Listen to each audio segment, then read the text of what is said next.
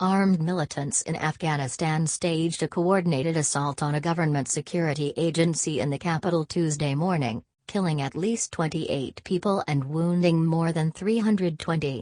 The Taliban has claimed responsibility. The attack, including a suicide car bombing, appears to have targeted an agency similar to the U.S. Secret Service, providing personal protection for high-ranking government officials. General Abdul Rahman Rahimi, the Kabul police chief, said that at least 28 people were killed in the attack, which began when a suicide car bomber struck near the agency compound's gates. After the explosion, armed gunmen stormed the compound and waged a prolonged battle with government security forces. Security officials confirmed that the battle has ended.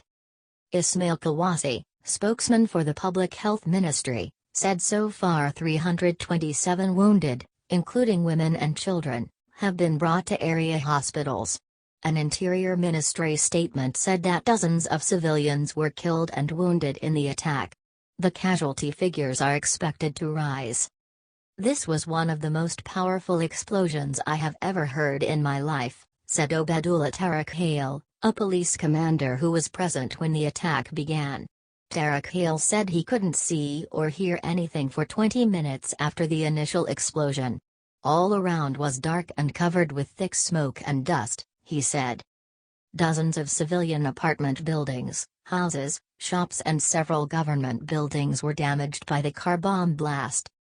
Taliban spokesman Zabiullah Mujahid claimed responsibility for the attack. Taliban insurgents have stepped up their attacks recently since announcing the start of their spring offensive last week. President Ashraf Ghani issued a statement condemning the attack and saying it clearly shows the enemy's defeat in face-to-face battle with Afghan security forces. The attack in Kabul comes 4 days after another attack by Taliban insurgents in northern Kunduz province, which was repelled by the Afghan security forces. Officials in Kunduz said that security has improved in the city and that the Taliban were defeated in other parts of the province, but operations were still underway to clear militant fighters from the rest of the province. The Taliban held Kunduz for 3 days last year before being driven out by a 2-week counter-offensive aided by U.S. airstrikes. It was their biggest foray into an urban area since 2001.